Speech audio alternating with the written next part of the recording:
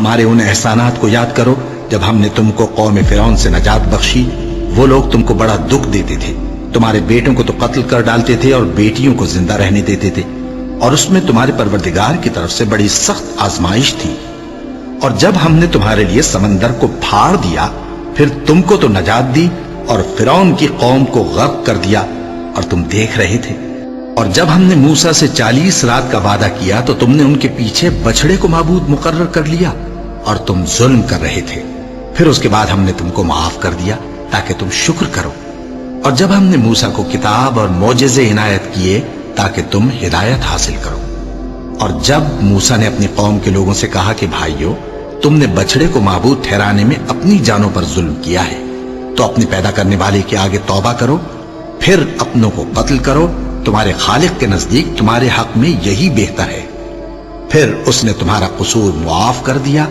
وہ بے شک بڑا معاف کرنے والا ہے، بڑا مہربان ہے۔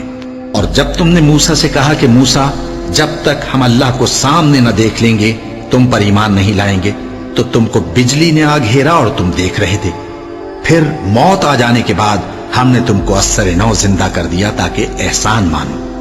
اور ہم نے بادل کا تم پر سایہ کیے رکھا اور تمہارے لیے من و سلوہ اتارتے رہے کہ جو پاکیزہ چیزیں ہم نے تم کو عطا فرمائی ہیں ان کو کھاؤ پیو، مگر تمہارے بزرگوں نے ان نعمتوں کی کچھ قدر نہ جانی، اور وہ ہمارا کچھ نہیں بگاڑتے تھے بلکہ اپنا ہی نقصان کرتے تھے۔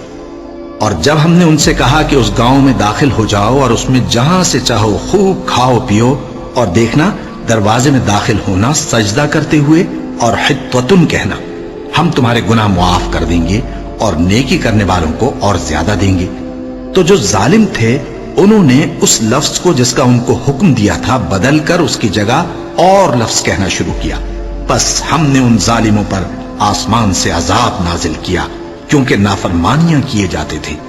اور جب موسیٰ نے اپنی قوم کے لیے ہم سے پانی مانگا تو ہم نے کہا کہ اپنی لاٹھی پتھر پر مارو، انہوں نے لاٹھی ماری تو اس میں سے 12 چشمے پھوٹ نکلے، اور تمام لوگوں نے اپنا اپنا گھاٹ معلوم کر کے پانی پی لیا۔